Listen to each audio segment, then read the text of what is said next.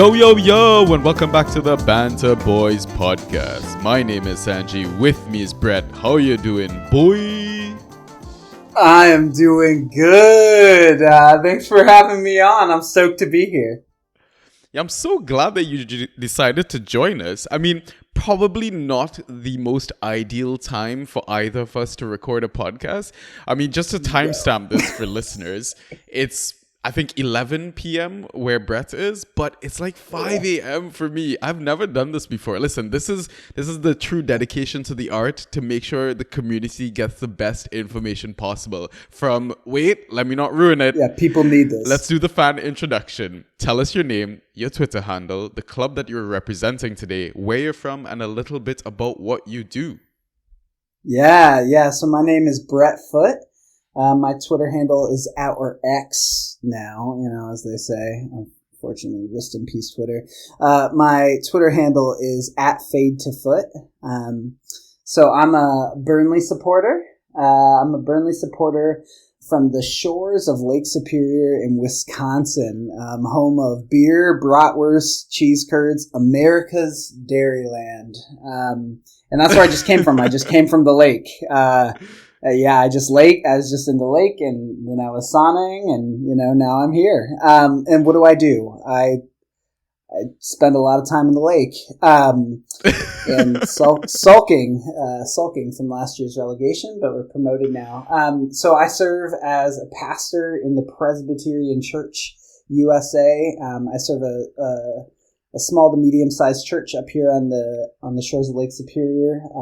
Queer affirming congregation, and I love what I do. I love serving people, and So am I allowed to curse on this pod? Like, I'm not sure. Absolutely. Yes. I'll do my best to be on my best behavior, though. No. You don't understand. So the friends that are staying with us, and part of the reason why we're doing this pod at such a ridiculous time, I told you, is we have friends in. She is a pastor in Washington D.C., the nation's capital, and they drove out here, which is quite a drive. And our friends, she's a pastor, and she has a mouth like a sailor. So do I. I mean, I think it has something to do with being a Presbyterian pastor, but I also felt like I don't think once I started supporting Burnley, I also was just immersed in a world where I just had to badmouth Bastard Rovers and Dirty Leeds fans. And, it's like I didn't think I was supposed to hate people, and then I had to hate people, and, all these things. So, if I wasn't Presbyterian, I would say Burnley is my religion and Turf Moor is my church. So, absolutely love that. Love it. All right, listeners, welcome back to the Inside Trax series. We're at episode 20 of 20. Final club. Can't believe we're here. But if you're new to this series, basically what this has been about is we're interviewing fans from each of the 20 clubs in the upcoming 23-24 season. And the season kicks off tonight, right? So what perfect timing. But basically the caveat is they've got to be immersed in the draft/Fantrax environment as well. So the way these episodes have been going is that we've got 3 segments. The first segment, general discussion. So that's going to involve talking about the impact of new manager or ownership, the club's previous season's performance versus new season's expectations, old system versus new system. So basically looking at the impact of new transfers, expected formation and starting 11, the impact of AFCON and Asian Cup. And then obviously we're going to talk Fantrax, we're going to talk draft, we're going to get Brett's first pick from Burnley, his next 3 picks, and at least 1 hidden gem. And then finally we're going to round things off by picking Brett's brain. Oh, that was quite the tongue twist there. In terms of his experience as a Fantrax manager. Maybe he does draft picks, does he play with Fab, or just some of his lessons learned over his career thus far. Okay, so let's get started. Before I let Brett do his Burnley spiel, I'm going to catch listeners up on a few things about Burnley. So it's their first season. So last season was their first season back in the Championship since the 2015-2016 season. So I believe they were in the Premier League for 6 years consecutively. On April 7th, Burnley secured promotion back to the Premier League with 7 matches remaining. That is a championship record. And another championship record that they set was during the season, the team won 10 league matches in a row. And finally, the last thing I got to say about Burnley, you guys have had the best signing videos, hands down. Yeah, they've been absolutely brilliant. But yeah, what can you teach us about Burnley? You know, new manager, Vincent Kompany.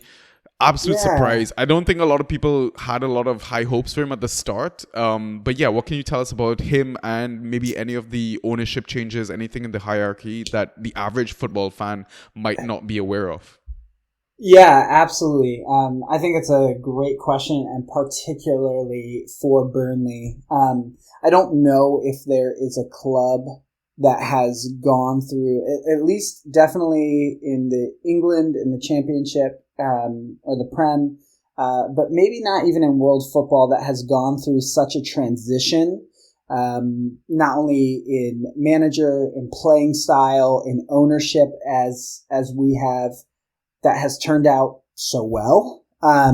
So I'll start with the ownership because that came first. As the lockdown was happening, and rest in peace, all of our mental health and all of that. Yeah.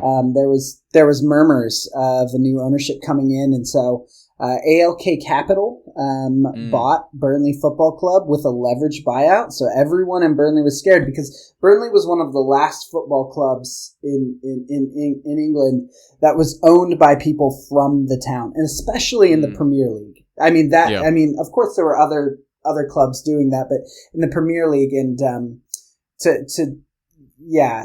so there was a leverage takeout, and these were American owners, and they brought with them just a very different way of doing things. It's very much a Moneyball system of doing things. They brought with them this program called AI Scout, that literally anyone wherever they are, whether they be in Thailand or Russia or somewhere in Wisconsin, they can record on their phone and do trials from different clubs. It's actually a partnership between Chelsea and Burnley that started this.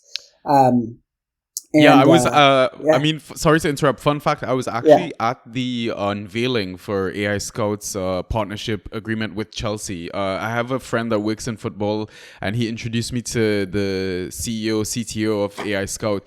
And yeah, I mean, that was a bit of a dream come true as a Chelsea fan as well, getting to go to Cobham, seeing the training grounds and stuff like that. I mean, people ask me, did you see any players? I was like, no, I just saw like a lot of the youth coaches and stuff like that. But yeah, I mean, it seems like a great platform. We got to like kind of play around with the way they kind of measure metrics and all of that. But yeah, definitely some amazing technology that they've dropped, and looking forward to seeing its impact in coming seasons. But I'll let you continue, please.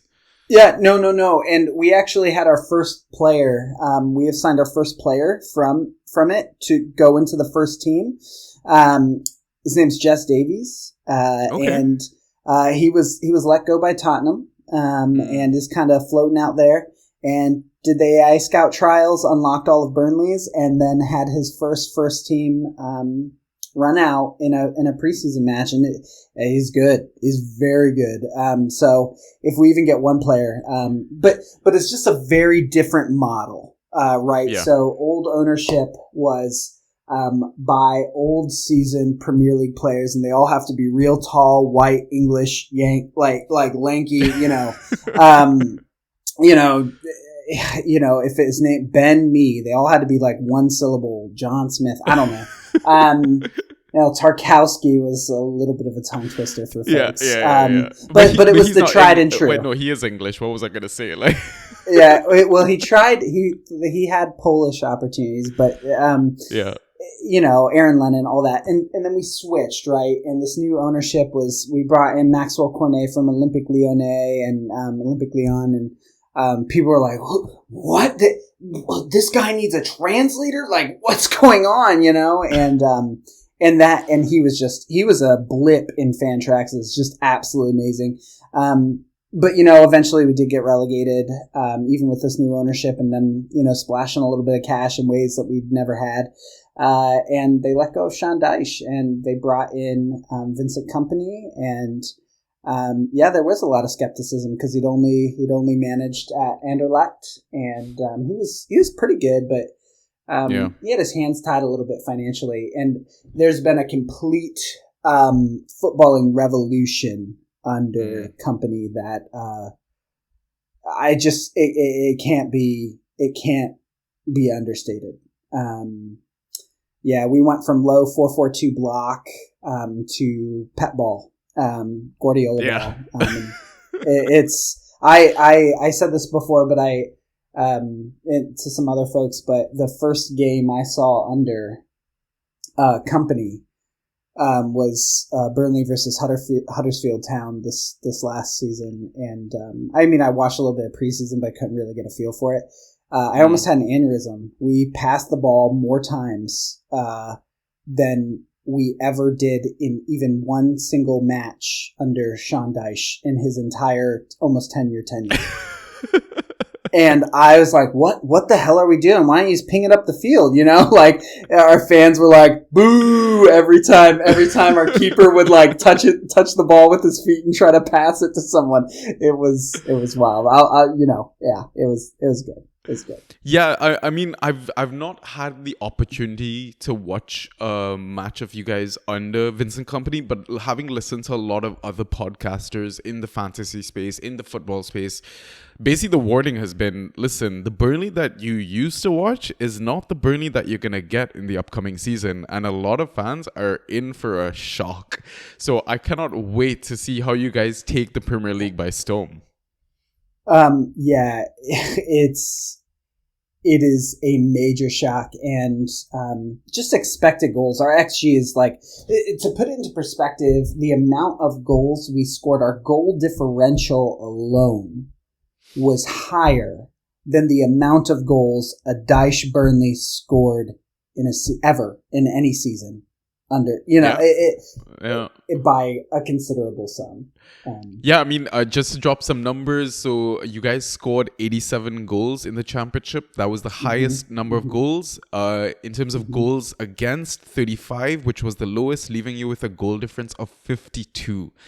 Some clubs don't even amass 52 points across the season. Like, that is mental. Yeah, it is absolutely bonkers. It's beautiful to watch. So, let's talk a bit about maybe the transfers that you guys have had in this current window. So let's start with the first name I'm seeing, Jordan Bayer. Please correct me if I butcher any of these pronunciations as well. He came in from Borussia Mönchengladbach. I've noticed in some of the apps and team sheets that he's either playing as the right back or the centre back. What can you tell us about him? Yeah, Jordan Bayer is a ball playing centre back. First and foremost, he'll never really be playing in the right back role. But I can't say that entirely because in this new season, Kompany will play with a back three. And so he might end up being like a de facto right back, but he's still tried and true center back. He's going to get upfield. He's going to pick out passes. Great aerially. He's good all around player. Okay.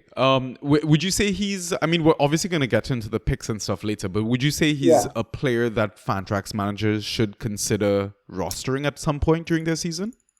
Yeah, absolutely. I would. If particularly, he had a decent amount of clean sheets, 14 clean sheets in his starts, particularly against teams like that will control a lot of the ball against. Teams that we hold a lot of possession against rarely will score against us, and that always involves Bayer playing quite high up, and Kompany encourages the CBs actually to take it into the opponent's penalty box. You know, so it gets a lot of time on the ball, lots of aerial threat, goals, assists. Yeah, absolutely. Absolutely. I would consider rostering it, but only against teams that we're going to control a lot of the ball against. Okay, duly noted.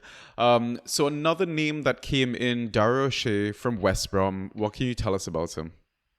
Dara will be a starting center back for us. Okay. He's gonna fill the Taylor Harwood Bellis role that we had last season. He seems to be quite tidy on the ball. The difference between Bayer and Dara is that Jordan Bayer is going to get forward a lot more, and Dara is going to be more of the solid rock at the back kind of feel to it. Yeah. All right. Lawrence Vigouroux came in from Leyton Orient. Starting player or bench player? Is bench player, third choice keeper. Never pick up.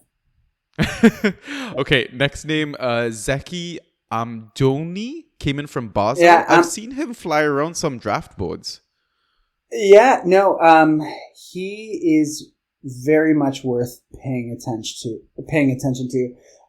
Zeki flying pretty well under the radar. Because he's not a well-known name. He got the Golden Boot in the Europa League. Oh wow! Okay. Yeah. Check him out. 7 goals. And he's absolutely brilliant. For last season, he averaged a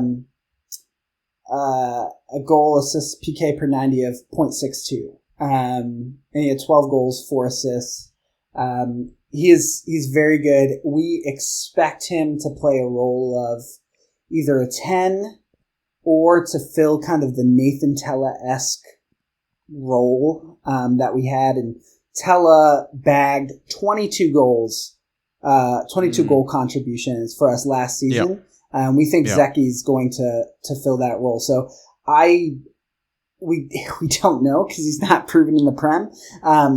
But Nathan Tella had scored maybe a total goals of like 2 or 3 goals his entire career up until he met Vincent Kompany, and and then you see what he did this last season. So Zeki is someone you should definitely keep on your radar.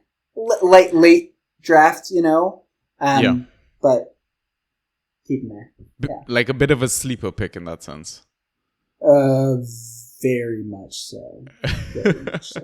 Yeah. Okay, that's interesting. Yeah, I mean, Tella, you noticed when he played for Southampton, there were glimpses of brilliance over there. But there's a lot to be said about the impact of a manager on someone's confidence, unlocking someone's true potential as well. So, I mean, that speaks volumes of what Vincent Kompany was able to do with this team. I mean, listen, he's had brilliant mentors like Pep Guardiola. He's a title-winning captain as well for the Manchester City team. Single-handedly ripped the title out of other clubs' hands and claimed it for his own. I mean, if fans can or listeners can think back to his screamer against Leicester as well, came out of absolutely nowhere, right? Vincent Kompany is definitely a special person. All right, next name I want to touch on, James Trafford, recently won the Euro Under-21 trophy with England. If anyone remembers, he had that last-minute penalty save against Spain. What a big moment. What can we expect from James for the upcoming season? Well, I'll speak to what Kompany said in his presser yesterday. James Trafford, young Trafford, and young Trafford will hopefully go to Old Trafford and win. Oh gosh, it's such a bad joke, but I'm just gonna we're all about dad jokes on this pod. Don't worry. Yeah. No kids, but I'm freaking prepared. Anyway, so what can I say about Trafford? I think he has the potential to be, future England number 1. He's not that product yet. Very rough, very raw. You can see it. I mean, Yeah, you can see it clearly. 6 clean sheets in the U21. Yeah. He has very tough competition in Arjuna Miric, Kosovoan number 1. And you'd think, oh, Kosovoan number 1, is that really that much competition? Miric has been brilliant with his feet. He's a very good keeper. So my recommendations as far as the season comes, I think Miric may start with it. And I think he may lose his starting spot midway through. So, okay. Yeah. Interesting. So one to keep an eye on. Okay, next name on the list, Nathan Redmond, one of the 2 memorable signing videos, I want to say. And if you're a Brooklyn Nine-Nine fan, I'd say definitely go check that out. We've seen him in the Prem before. We know his ability. Pep Guardiola, in fact, I think put his arm around Nathan Redmond and really praised him and his ability on the ball, etc. So we know there's a player in there. Can Vincent Kompany do the same? Yeah, I think he will, and it's funny. I feel like Pep goes up to all of these like older Prem players and like, if you were 8 years younger, you'd be signing for City. He did that with Tim Ream, who was one of the United States men's national team players. Like, if you could run, you would be amazing, And I actually think Pep and Kompany talk quite a bit, and. Yeah, Redmond definitely has the quality.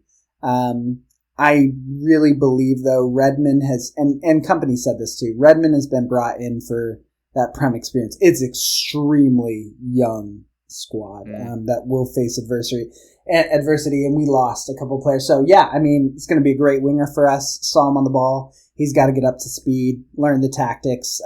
But I'd expect him, to be somewhat of that typical Redmond. But we've never seen him play in a like Pep Kompany side, so I wouldn't put anything past Kompany now. I've been proven. Yeah. Anyway, yeah. Redmond's a good shout. He's a good shout.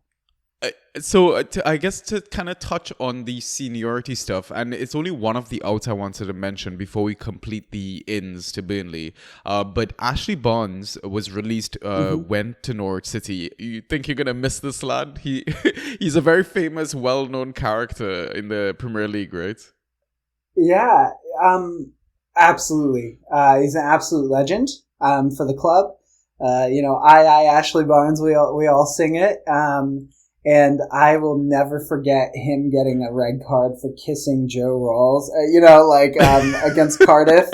I literally I was like, what the fuck? I was like, what did he just do? You shit house, It was absolutely brilliant. Yeah, we're going to miss him.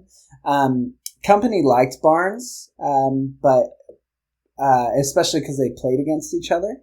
But Barnes' time was done. And speaking of incomings, last January, Lyle Foster came in, and I think Lyle is going to be... You can't have a new Ashley Barnes, but it's the most expensive South African transfer in their country's history. And Kompany said even in the presser... and not in the presser, in the new Mission to Burnley documentary, Lyle has the potential to be one of the Premier League's top strikers, he believes. And so that'll be a little hint later as to who I might draft, but I think he'll blossom into something, and he'll take that Ashley Barnes role. He'll work hard. Okay. Interesting. All right, so back to the ins then. Our next name on our list is Luca Colioso. Came in from Espanyol. What can we expect from Luca? Luca, wild. He has a Nigerian, USA, Canadian, and Italian, all 4 potential national team opportunities. Wow. He's currently playing with the Italy youth national team, but he's played in Canada, he's played in America, he's not served in Nigeria. I'll tell you what, I've seen him for 2 preseason matches, and I think we hit Stardust. Wow. Okay. Kid's young. But if Dwight McNeil was techie and could use both feet, and Dwight's good. Don't get me wrong, but his left foot. I mean, this kid is unreal. I saw him drive through 5 players, megging one, meg another, and then just take it into the box. And Company was surprised. I think he was brought in to be loaned out. I don't think he's getting loaned out anymore. Okay. So Koleosho is a name to watch. He'll probably develop into the later part of the season. All right. I mean, I've started playing Dynasty Leagues this season, so a lot of young names are definitely to consider putting into my roster. Maybe right now. But okay, next name to look at is Jacob Brunlarsson. He's a loanee coming in from Hoffenheim. Is this a backup? Jacob Brunlarsson played with Company at Anderlecht. Okay. Yeah, and he was tipped to be like the next big thing, but he had a pretty serious injury.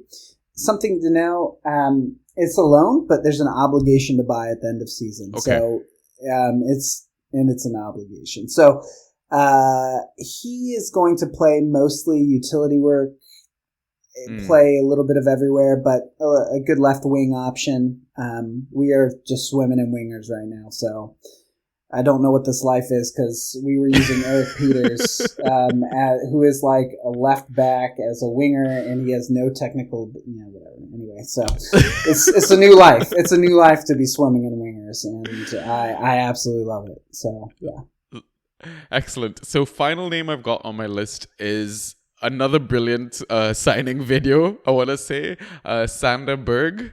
It's not hamburger, guys, but he comes in from Sheffield United. Definitely one that took me by shock. Did not expect it, especially after Sheffield United sold Ilman and Dye.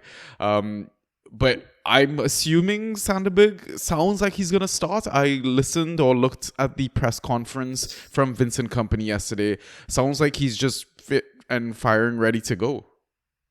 Yeah, I would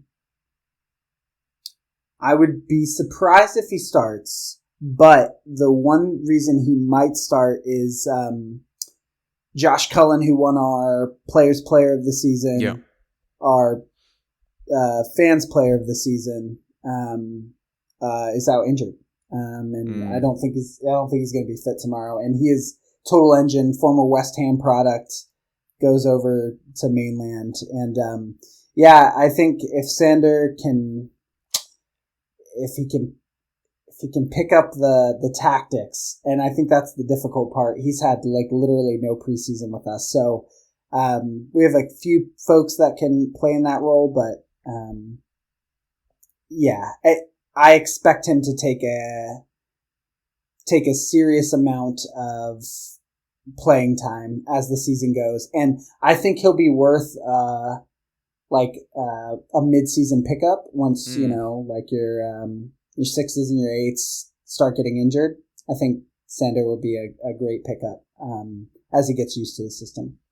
Awesome. So, I mean, having covered those names, are there any other transfers that you'd like to touch on before we talk about the expected formation, etc., or any other transfers maybe we should be aware of or expecting, given that the transfer window is open for a couple more weeks? Yeah. There's two that have just been confirmed.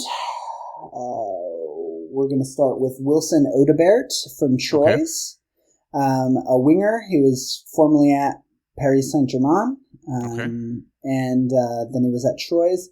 He was pretty good at Troyes in a team that got relegated from League One. So wasn't clearly didn't save them, but it's one of those jewel shines among among the straw or something. I don't know how else you'd say it, but he's good. He's good. So, and then the other one, there's actually two more.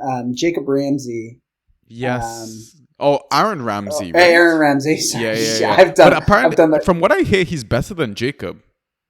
I hear he has the potential to be far better than Jacob. And even I didn't listen to, I saw Unai Emery's comments about agreeing the transfer, and he said this gives him an opportunity, even in a year. He said a year for us to buy him back, or the next 2. And I was like, that is a real expensive loan for y'all. But Aston Villa's, their owners are loaded, but we're buying him for £12 million, and the buyback is somewhere around $25 million. Wow. The other one is Dodi Lukabakio. He's coming from Hertha Berlin. And he's just agreed 11 million euros, 2 million extra in add-ons. Plays for the Belgian national team on a 4-year deal. He was agreed as well. And we just lost out to Mohamed Darami from Ajax, but that's okay. Also, once again, almost having an aneurysm by how many players we're signing. I can't keep it up. I can't keep up with it, honestly, and it's lovely. Yeah, it's lovely. All right, so after a record-setting championship win title, what are you expecting for the upcoming season, being back in the Prem? Yeah, I actually don't know what to expect. There are a lot of teams that come up. I think of like Norwich, as they say, or I think of Norwich coming up, and they played with such a fluid, open style, and then just got absolutely shafted when they played that way in the Prem. So there's a little bit of trepidation, but here's the thing that I'm seeing. Last season, we played 3 Premier League sides. We played Manchester United, Manchester City, and Bournemouth. And Bournemouth, we beat 4-2 against their first team, and we were not playing our full first team. And that boded well. Manchester United, very close. We lost 2-0, but it was not a 2-0, a match. And then we got pummeled 6-0, by City, which is, Burnley. We just obviously get whipped by them. But what was wild is for the 30 minutes when it was 0-0 against City, you just saw our quality. And most of these are like, Ian Maatsen, who's like, 4th choice left back from Chelsea, and Nathan Tella, and our first time coming up against eventual treble winners, and we really did hold our own. And then we faced the robot that is known as Erling Haaland. But honestly, just watching us in those matches, I am very optimistic with the business we've done and how company took such little known names like Anas Arori, who is now a full-fledged Moroccan international, and just all these players, and just put them in the spotlight, and I just can't believe the revolution he's done. I am predicting that we will finish somewhere between 11th and 15th. Okay. But my heart wants Europe. And really, wow. Okay, my heart wants Europe, and I actually think we could. I think we could maybe get like a cheeky conference league. It's not super realistic, but what I really think has happened is like we'll do like a 10th, somewhere between 10th and 15th, and we'll actually make Europe in 2 seasons. Absolutely love to hear that. I mean, you guys have also had a change of badge as well, if I'm not mistaken. No, or color of badge. Well, the kids came out and they had the normal badge. So really? Okay. Yeah, everyone was interesting. Really confused because all of our branding changed to just the claret badge. Yeah. And then for the women, just this blue badge. Yeah. And no one understood. We were like, "Oh God, please don't do that. Please don't." We're whatever. And then all of the kits had the normal badge. So interesting. But there are some things like some of the merchandise and things like that just have the claret badge or just have the blue badge. And, with JJ Watt and Dude Perfect, sporting all of our stuff now, it's absolutely brilliant. It's wild. That's great. So the season kicks off. You guys are kicking it off in beautiful fashion at home versus Manchester City. What a fairy tale reunion for both Pep and company. What would you expect the formation and starting 11 to be then? Yeah, I would say it'll start as a 4-3-3, and then it will be set up.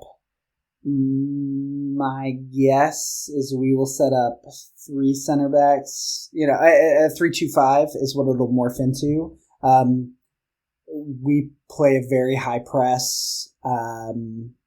So it'll look a lot like Pep's, except that company tweaks the hell. Like every team, literally, when I say every team we play against, Scott Twine was on a Life of a Kitman podcast, one of our new players we got from MK Dons, and his comment was literally, we won matches. He's like, I really believe this. We won matches before we actually stepped foot on the pitch because we were so prepared. We knew where their players would step. Like, we knew what would happen. We were drilled for each and every match. And if he's doing that in the championship, when you have like 6 games a week, of course, whatever. But how much more is he doing that in the Prem? And at literally every situation, they go 1-0 up. If the opposing team go 1-0 up, here's what we're going to do. If they go 2 up, here's what we're going to do. If we go 1-0 up, here's what we're going to do. It literally everything was thought through and he even knew. He said, he's like, oh yeah, they're gonna make these subs. Like, here's who's gonna sub on when we do this, and this is remarkable. So a 4-3-3 that transitions to everything and anything. Honestly. What would you say the 11 would be if you had to drop some names? Then starting with, I'm assuming. Well, you would. I guess the keeper as well to me is unknown, right? Based on our discussion. Yeah, no, it's a toss up. I think it'll be Arjanet Muric in goal, Jordan Bayer, CB, Darrow Shea, CB, Connor Roberts. He is traditionally, the Welsh Cafu is traditionally a right back. Connor Roberts, I just absolutely love. He is total shithouse. Love him. And he told, Wout Weghorst is off to Hoffenheim, and he, another time we'll have to talk, but they got into like a huge verbal altercation when the Netherlands and Wales played. It was great. Yeah. They literally started shouting about Burnley. Seriously, and I thought Connor was going to deck him, and he's like so tiny compared to this 6'4" guy. But Connor traditionally plays right back, but in the couple preseason matches, Connor flipped to left back, and he's had Amin Al-Dakil, which is now a full company, took this relatively not well-known young Belgian player and turned him into a full-fledged Belgian national team player. And so that'll be the back line. Then I would say, this is the difficult part here. Part of me thinks either Jack Cork. Normally Cullen would be a nailed-on starter. But I think it'll be either Jack Cork, Josh Brownhill, or Sanderberg. I think Manuel Benson's injured. We picked up so many wingers. I don't know. Lau Foster will start as striker. Anna Sarori will be left wing. Or right wing, I am honestly, it could be anyone. I bet Luca Kolyosho could be named. I think Zeki Amdouni will start in the 10. Yeah, it's gonna be difficult. The news is do not draft any starting players for Company's Burnley, because at least right away for the City game, because it's gonna be a crapshoot trying to figure out who's gonna pick. So you'll have to do some quick adjustments. Interesting. I'm a little surprised you didn't mention the likes of legend Johan Gudmundsson, or Goatmundsson, as some people like to refer to him in the community. I mean, he's a bit of a Burnley legend, I want to say. Been there, out of the Prem, back again with Burnley. I saw he got a double yellow card for getting in a fight. To me, that was probably like one of the most Burnley-esque things to do, maybe. Well, you know, I think Johan will play. I'm not sure he'll start. And if Johan plays, Johan has been converted by Company from a winger to a 10. And so I think Johan will be super sub. But yes, Johan is the reason I started following Burnley. I was considering a master's in Icelandic studies. There's a long story, and I'm not going to get into it. But Johan is Johan is how I found Burnley. I love that story. Way back. Yeah, awesome. Yeah. So okay, so looking forward at AFCON Asian Cup halfway through the season, will you guys be missing any key players?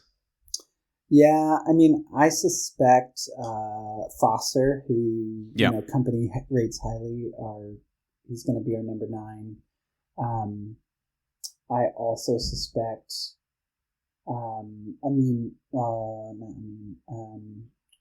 I think Zarori is Moroccan. Oh yeah. Zarori is Moroccan. He's a dual national, Belgian Moroccan, and he chose Morocco at the last World Cup. Did play. I do expect him to be in and around it again. But that, for the most part, Company has this love affair with Belgian players, so we don't actually have that many problems. So that's nice, but I think Foster will be a huge miss. I think he'll get fit and firing, and I do not know where the goals will come from afterwards. But yeah. Interesting. And before we move on to the next segment of the podcast, have you been following Burnley's preseason? You guys have had a bit of a mixed result sort of situation. You won 3-2 against Fleetwood, 1-0 against Burton Albion, then 3-1 against Port Vale, then a 2-0 loss to Genk, 2-0 win versus Benfica, 1-1 draw versus Betis, and then most recently a 3-0 loss versus Mainz. Oh no! It was. Yes, it's 3-0 loss. I have been following the whole thing.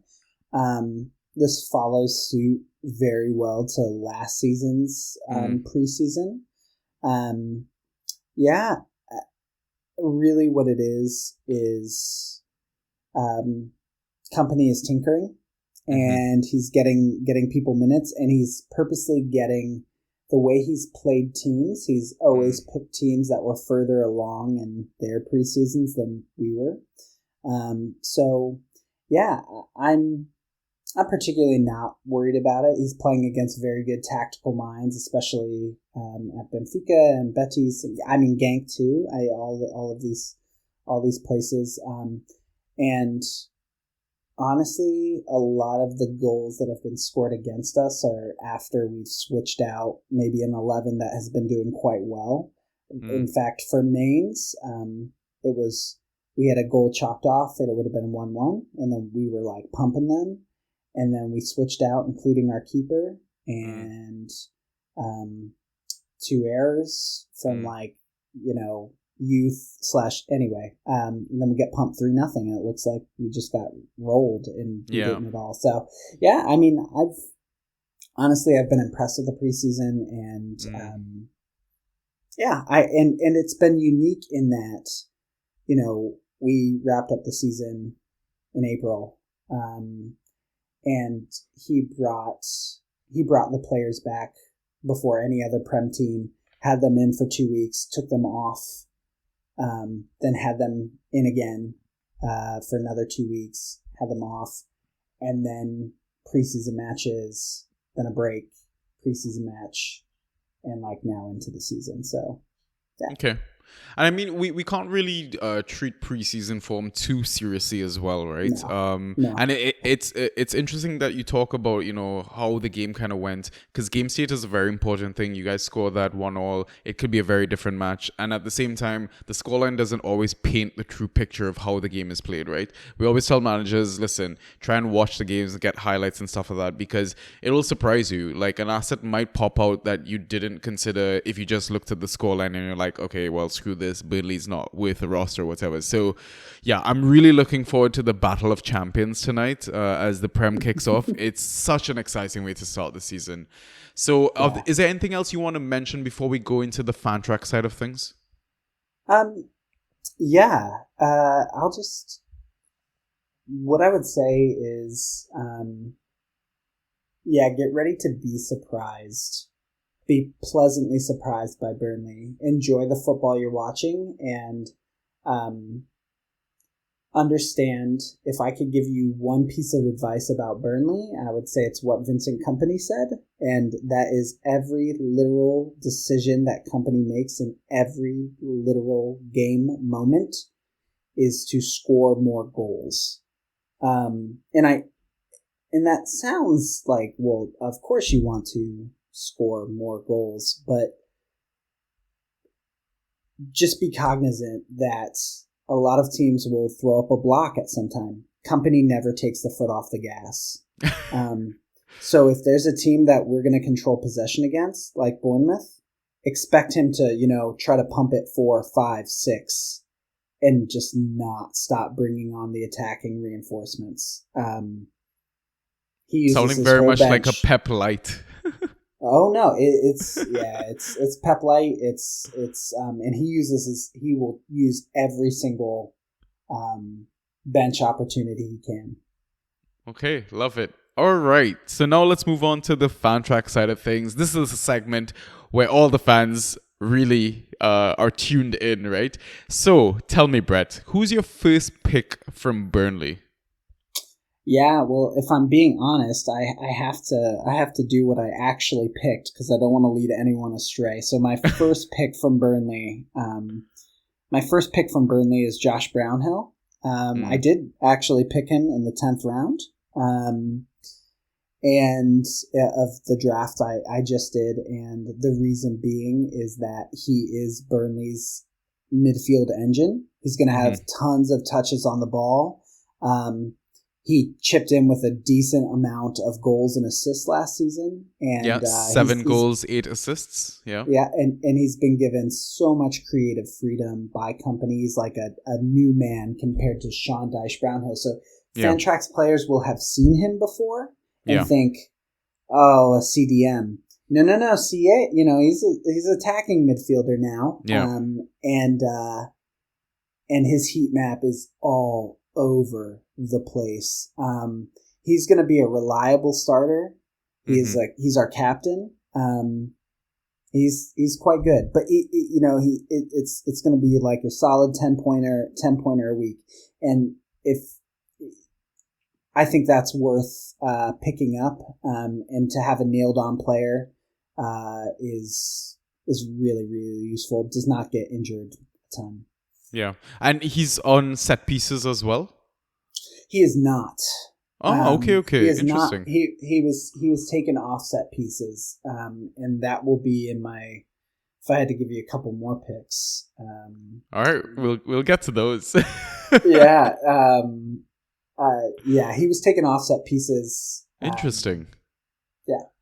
Okay. All right. So, who are your next 3 picks then? Yeah, I would say my next 3 picks would be Manuel Benson. And that was a player we picked up from Royal Antwerp.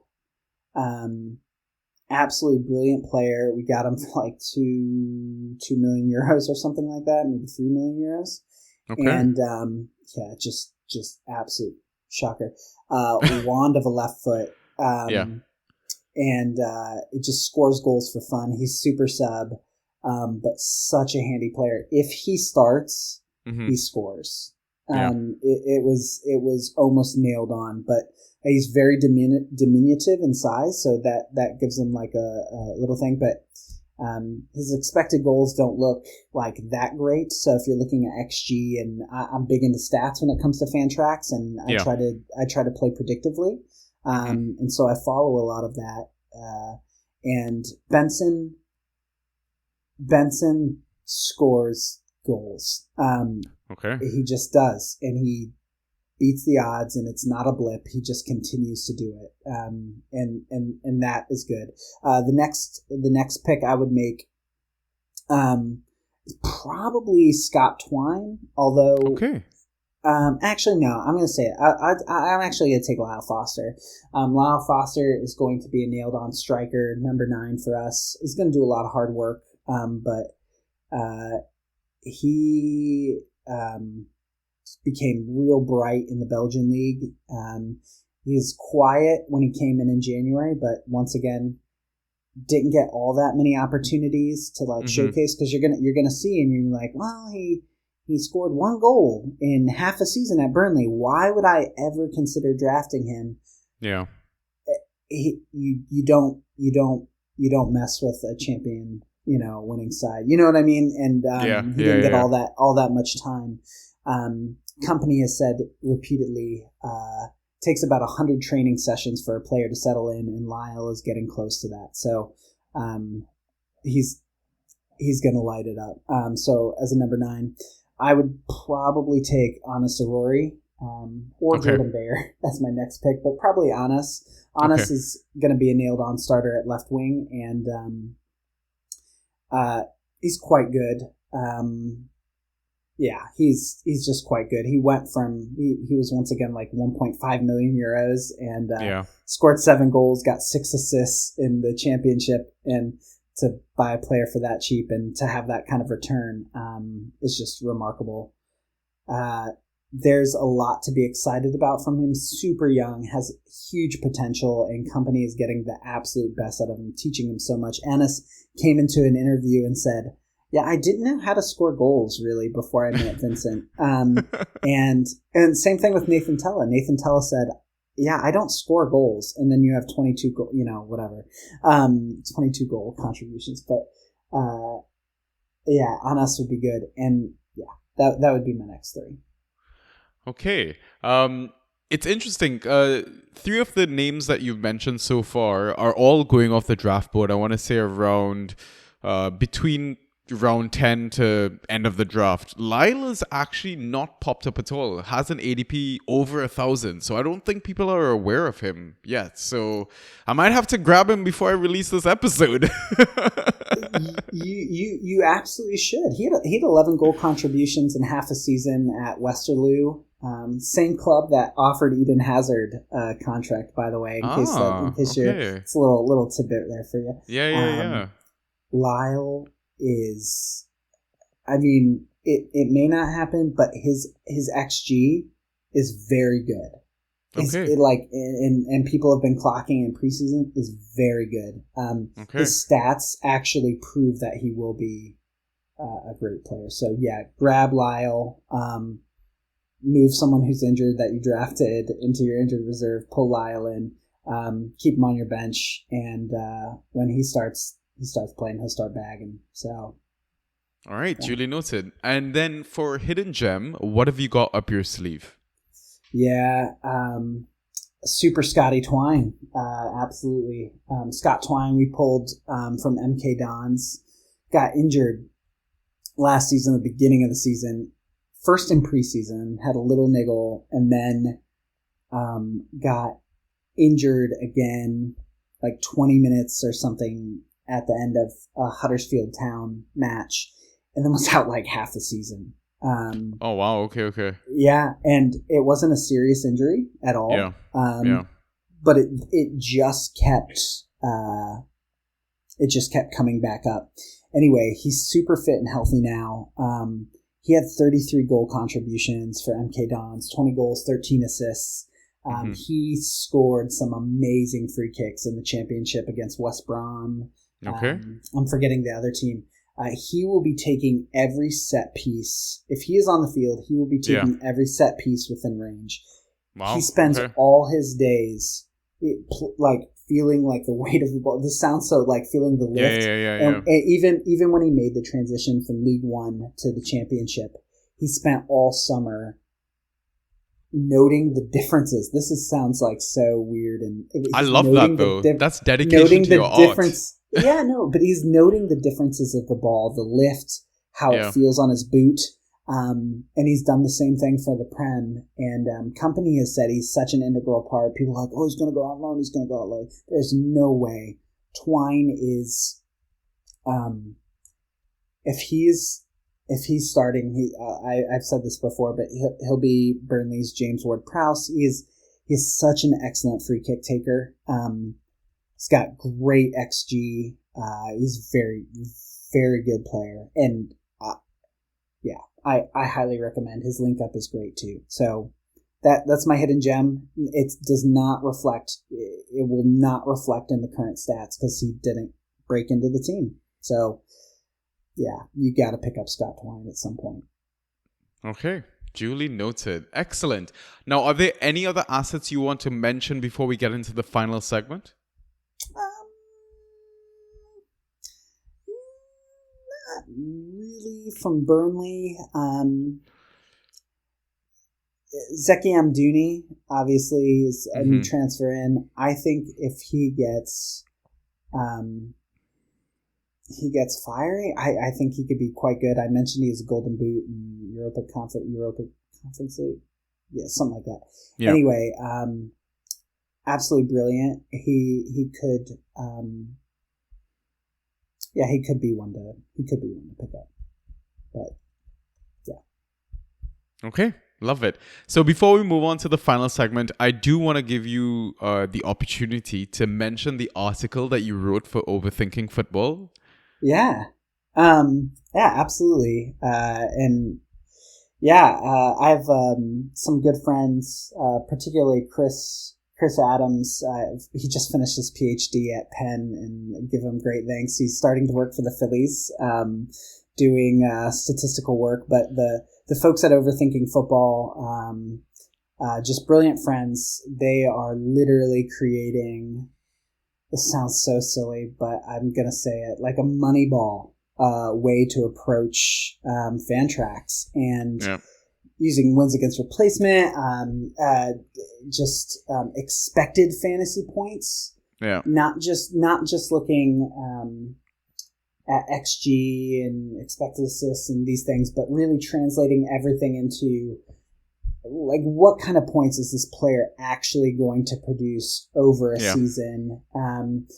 So I had a great thanks for asking about it. I loved writing it, and filled with some memes and things like that, but I just got to give a new look Burnley, and they're just great over there.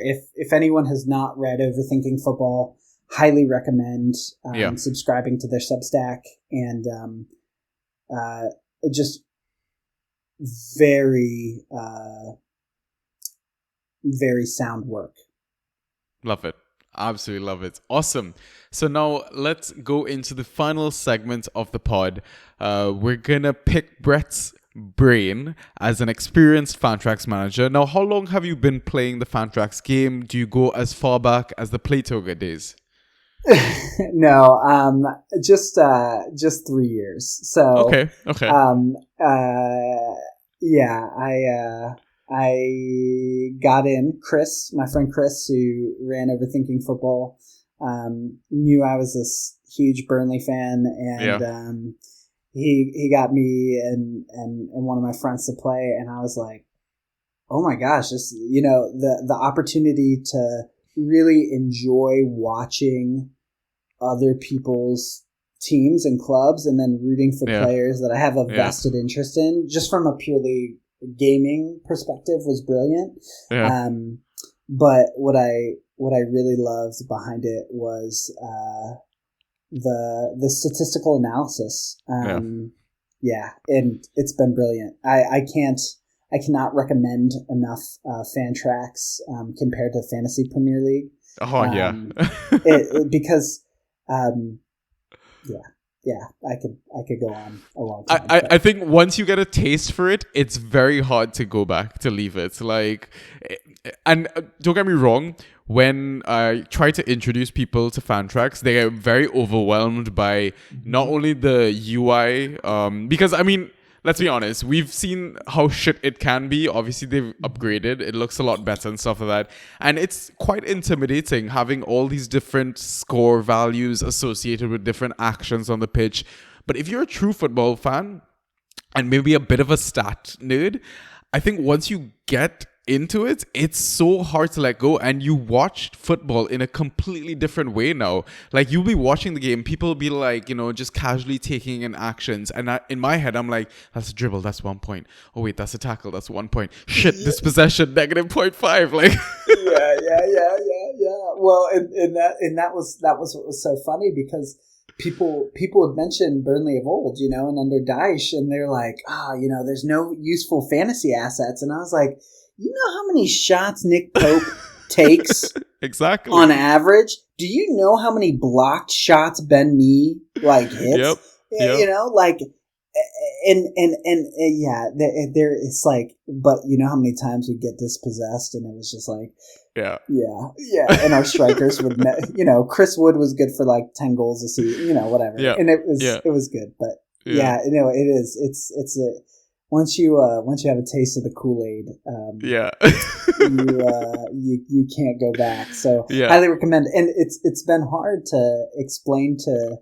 I'm in several Burnley group chats, and it's been hard to explain to those folks, like, what's going on. But the ones that have actually played American fantasy football in those leagues. We're like, wait, you're telling me we get like a draft night together?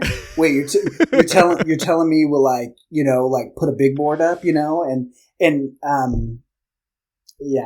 just been, it's been great to watch. But the interface little lacking compared to Fantasy Premier League. But it's like the difference between this is going to be a really American thing. I'm going to share it anyway. It's like the difference between eating Kraft macaroni and cheese and like a homemade macaroni and cheese with Gouda, smoked Gouda and bacon and garlic or that sounds amazing. Right? Like once you got a taste of that, do you really want to go back to Kraft? No, you absolutely don't. Yeah. You don't. Oh man, no, I'm definitely gonna have some form of macaroni today for lunch. But anyways, let's talk about the final segment. So you've been a Fantrax manager for 3 years. So do you have any experience with trading draft picks before your draft has even started? We did that in this one. There was a few opportunities to do so. Honestly, I was rushing into my draft. I mean, I had my board and my rankings kind of set. And by the way, I'm going to plug Overthinking Football again one more time. Maybe not the last time, but that's fine. That's fine. A big fan of the app they created. You make choices between players, and after you've created 1,000 choices at minimum. It creates a whole spread of your preferences, and it creates your big board for you, so you can just follow down that. Huge fan of that. Also, if you're like, well, I don't trust myself, or what would other managers do? They also have the Overthinking Football's teams. They have their own draft rankings to share as well. So that's super helpful. In terms of trading, I felt pretty confident I don't want to say like, I felt pretty confident in doing what I needed to do without that. But it is extremely in some cases, I do think it's extremely helpful, especially when you get into, I would say, like second, third round, and you want to double up on. You want to double up on a little higher quality player with a little bit more expected fantasy points. I think it can be super useful. Also right at the end, as well. So people think they're like throwaway, and they are a little bit like flyers. But from what I understand and from what I've seen people do, you can there's a whole host of players at the end there that you can take in that people just haven't noticed, that have such upsides that people aren't paying attention to, and you might want to catch a few at the same time, and that's useful too. Okay, awesome. In terms of trading with other managers, what do you use as some form of metric to make your decisions? Do you look at form? Do you look at fixtures? Maybe injury record, proven status in the Prem? Yeah, I honestly, double game weeks are huge. Like if I know like player's going to have a couple double game weeks, or like if I know a player has been running hot. I mean, here's for me, if one of my players has been running hot and like running way over their expected fantasy points, or it just way exceeding their XG, becomes a real hot commodity for a lot of like, oh, I want, like, look, it's like scored, 3 goals in 3 games. Like that's solid points. Always trying to make trades when a player gets red hot for someone I know that's going to be it's going to get me more consistent points over the season. So that's always a high. People are always scared. They're like, wow, like this player's really turned over a new leaf. But if I know another player, if someone else has another player that's been performing poorly, but I know their upside is much higher than the player I have, always recommend a trade. And the other person thinks they're always getting a good deal. For the most part, and highly recommend doing that. So if you have players running hot, I always suggest trades with those players if you know someone has a valuable asset that's coming up, whether it be double game weeks, and you have to be careful with that, but not just double game weeks, but also higher potential overall in the season. Okay. Yeah. All right, love that. Do you have any memorable best or worst trades that you've made in your career thus far? Oh God.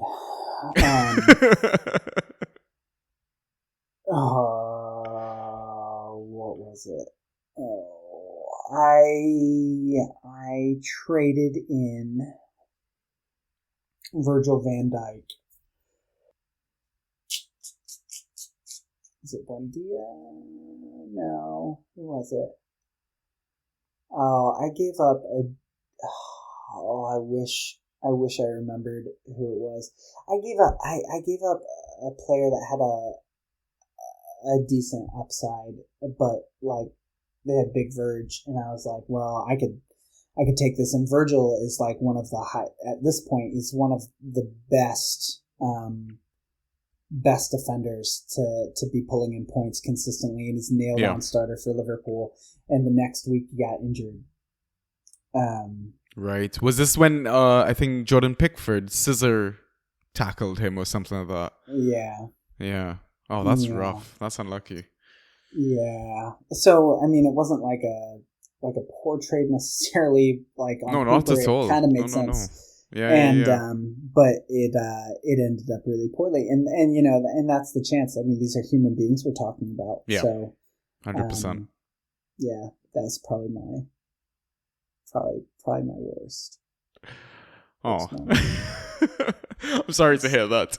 Yeah, well, and I ended up coming in third in that league. It just like all my players' form just dropped tremendous. It was a rough time. I was cruising in first. I couldn't believe it, and then bam, Yeah, I mean, we've said it on this pod several times, is sometimes you need a little bit of luck to win a Fantrax title or a league. So, you know what, maybe this might be your year. Yeah, so, it could be my year, baby. So next part in this segment that I want to touch on is fab budgeting. Do you play with fab in any of your leagues? Yeah, we do. And how do you kind of go about spending it? Are you one of those managers that spunks it all on, like, let's say a Hoyland that's just come in? Or do you like to kind of spread it out throughout the entire season and be a bit more tactical? Yeah, well, I did. I did draft Hoyland already. He went really low, actually, which was super nice. But I'm of two minds. One time I, spunked, 95 of my 100 fab on Phil Foden. Okay. And someone dropped him out of nowhere, and I was like, "That's madness." Gosh. Yeah, I think it was an accident, and then he's on waivers, so so I was like, well, I gotta get it, and I didn't need to do 90, but I was like, I gotta guarantee this. That ended up pretty poorly for me for the rest of the season. But I've also done it measured and lost out in a couple transfers. So it's if the player is right. I mean, Foden just absolutely cooked for me that season, and it definitely worth it. But could I have only dropped 60 or 50 and then been able to score another, surprise big name? Absolutely. And so good to have around the January transfer window too. So good. Don't right away. Would be my recommendation, unless someone drops Holland or Fernandez, and then I'd be selling players to get more fab if Fernandez dropped into that waiver pool. Yeah. Oh yeah, same. Okay, awesome. So another thing I want to ask about is, if you had to name, like, I guess, a couple of Burnley assets, which assets would you be able to buy low at some point during the season, and which ones would you sell high? Buy low, sell high. I think Foster is definitely going to be you're going to buy him super low. I mean, he's not going to be on anyone's radar, really, truly. And you could sell him for some decent wedge later. I think Twine will also be that way. You're not going to necessarily want to sell him if he's cooking, of course. I'm trying to. Yeah.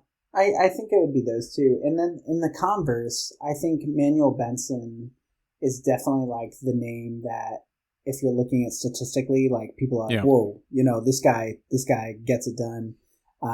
That would be the converse. Is I think what's going to happen is people are gonna buy hot, and then I think Benny's gonna get injured again. He's currently injured right now. He's gonna sell real well. Real well. So, but he's good to have. But that'd be my advice. All right, awesome. And finally, what are some of the lessons you've learned over the past few seasons that you are going to take into this season, that you could also maybe share in terms of advice for both new and old managers in our Fantrax community? Yeah. This is probably obvious, but maybe it's not. And so I share it in hopes that, this would really help someone really, truly, especially for Fantrax players that are not living in the community, the town of the team they follow or support. Become a part of supporters groups and become a part of group chats. Really immerse yourself in the teams that you love and even teams that you don't love. Really, truly immerse yourself in that culture and understand, like, what's going on behind the scenes. That has led once or twice has led to some leaked team sheets. And when you have an extra 30 minutes to drop that's not a joke. That has happened to me twice.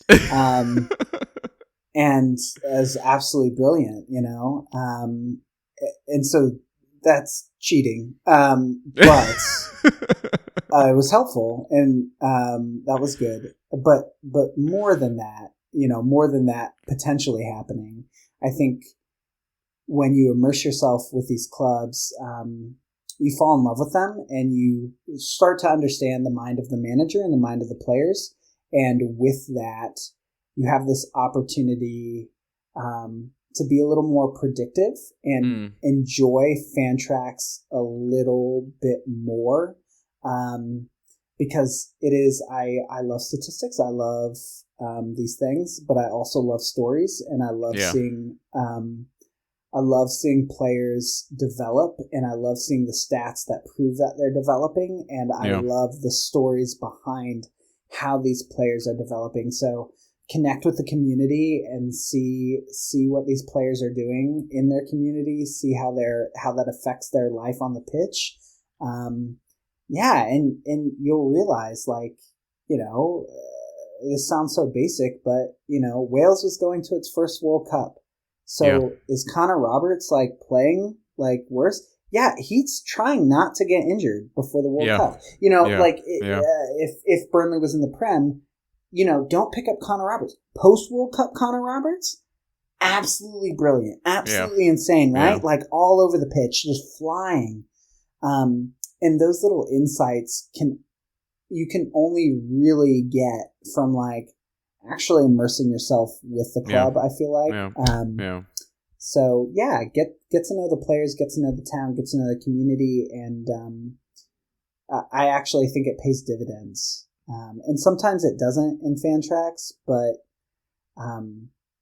God, community is so good, and I'm thankful for that in it too. So yeah. That's lovely. Yeah, I mean, it's just a reminder, what you mentioned earlier is that these guys are human beings, right? So real life events will impact the performance on and off the pitch, right? Even something as their partner, giving birth or going through a difficult time, a person moving to a country, foreign country as well, where English isn't their first language. There's a lot to kind of consider. It's not just clicking buttons and these guys are just pure fantasy things, it's a good reminder. And I mean, in terms of the leaked lineups, it's so cute to see the FPL community freak out over a leaked lineup team sheet. In my head, I'm like, but you can't do anything about it. Your team is locked. Whereas in Fantrax, that shit is gold, yo. Yeah, that changes everything. Because you're just scramble. You're oh my gosh, this person's starting drop, clearly they're injured. They're not even on the bench. Exactly, yeah. It was bonkers. And I remember sending a team sheet to some folks. They were like, how the hell do you have this? And I was like, well, can't say how I have it, but and it got me it got me a couple points, which was nice. I won because of it. That week's matchup. So yeah, it is gold, and it has FPL's whatever. It's nothing for them. Yeah. Awesome. Well, listeners, those are the picks. That is the pod. Brett, thank you so much for your time and informing us about everything Burnley. It's been an absolute pleasure getting to know you. Listeners, we're at the end. That's it. 20 of 20, just in time for the kickoff of the 23-24 Premier League season. I cannot believe we managed to get it done again. This is our second Inside Track season. Absolutely blown away by some of the things that we've learned, people's backgrounds, how they've kind of learn to love football as well. It doesn't matter if they're in the UK or not, but honestly, if you can try and get through all 20 episodes at some point during the season, I think it's definitely worth the time, worth a listen. I've learned a lot. I mean, one of my main take-home messages I will tell you as well is learn to be ruthless in this game, but ruthless within reason. Just if someone's bench and you need a starting lineup, drop that player. Listen, sometimes you need to be a bit have some conviction, right? In that sense. But Brett, do you have any final things you want to add before we sign off? No, it's been a pleasure, Sanjeet. Yeah, and I would add that too. That is probably, and I should have mentioned it earlier, but probably my greatest learning over the years is move with purpose, and make your actions with purpose. If the player's not going, like if it's not happening, you got to drop it. You got to drop it. Don't stay attached. No. And that's the thing. Like I love Burnley, and my recommendation would, don't draft a Burnley player for probably the first 2 weeks, like I got one and I've got him, but it's, you got to be ruthless. You can't have favorites in fan tracks. Love it. All right, listeners. So we'll be back recording regular season stuff. Ryan is going to be back from the Banter Boys, so definitely looking forward to catching up with him. We're in a league together as well. And yeah, it's going to be a hell of a season to look forward to, and I can't wait to get started. So until next time, we'll catch you on the next episode. Peace.